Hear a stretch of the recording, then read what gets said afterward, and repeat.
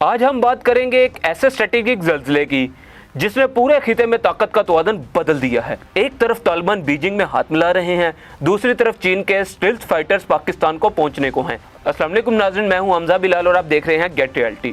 آج ہم بات کریں گے ایک ایسے اسٹریٹجک زلزلے کی جس نے پورے خطے میں طاقت کا توازن بدل دیا ہے۔ ایک طرف طالبان بیجنگ میں ہاتھ ملا رہے ہیں، دوسری طرف چین کے اسٹیلتھ فائٹر پاکستان پہنچنے کو ہیں۔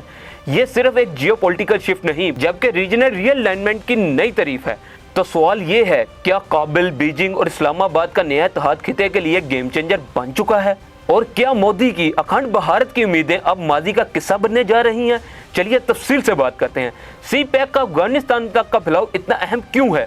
کیونکہ اب سی پیک صرف چین اور پاکستان کا منصوبہ نہیں رہا، بلکہ یہ افغانستان کو شامل کر تین ملکی یوریشین نیٹ ورک میں بدل چکا ہے۔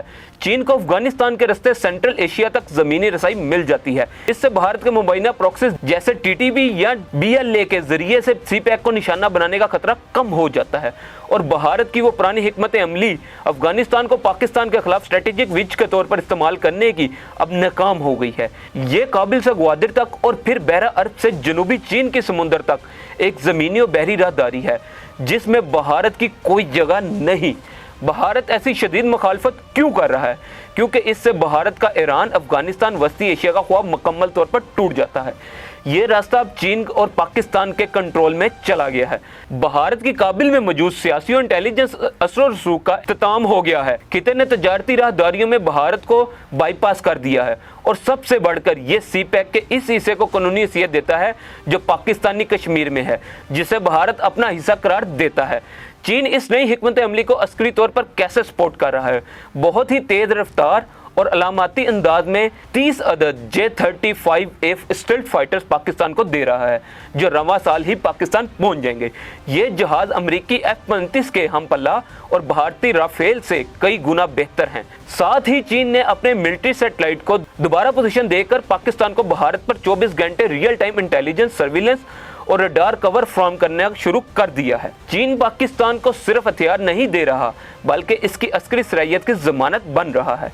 یہ رعایت اس بات کی علامت ہے کہ پاکستان ایک کلائنٹ نہیں، ایک فرنٹ لائن اور اتحادی ہے۔ اب پاکستان پہلا مسلم ایٹمی ملک ہے جو 5ویں جنریشن کے اسٹیلتھ فائٹر سے لیس ہوگا۔ یہ بھارت کے لیے ایک واضح پیغام ہے، اگر تم آگے بڑھتے ہو تو ہم نہیں رکیں گے۔ خطے میں پاک فضائیہ کی داغ کیسے بیٹھ گئی؟ اس کا خطے پر کیا اثر پڑے گا؟ پاکستان کے پاس اب J-10C اور J-35A جنریشن دونوں موجود ہیں، جبکہ بھارت کے رافیل اور فضائی دفاعی نظام اب پرانا ہو چکا ہے۔ بھارت کو اگر پاکستان کے برابر آنا ہے تو کم از کم 15 سال اور $50 ارب درکار ہوں گے۔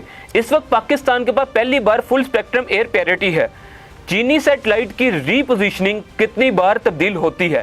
یہ سب سے کم رپورٹ ہونے والا مگر سب سے زیادہ اہم قدم ہے۔ چین کے یوگان اور گوفان سیٹلائٹ اب پاکستان کو بھارتی فضائی اڈوں، بحری بیڑوں اور زمینی فوجی نقل و حرکت پر ریئل ٹائم ہائی ریزولیشن 24/7 نگرانی فراہم کر رہے ہیں۔ یہ ایک نیا عسکری ماحولیاتی نظام ہے جو بھارت کو پہلی بار مکمل طور پر کور کیے جا رہا ہے۔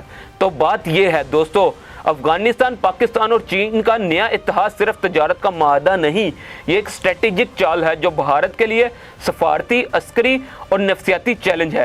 پاکستان اب نہ صرف چینی ہتھیاروں سے لیس ہے بلکہ ایک جدید نقطہ نظر کے ساتھ نئے عالمی بلاک کا حصہ بن چکا ہے۔ کیا بھارت اس تیز تبدیلی کا مقابلہ کر پائے گا یا پھر اکھنڈ بھارت کا خواب صرف ایک خواب ہی رہ جائے گا؟ کمنٹس میں اپنی رائے ضرور دیجیے۔ اگر ویڈیو پسند آئی ہو تو لائک، شیئر اور سبسکرائب ضرور کریں۔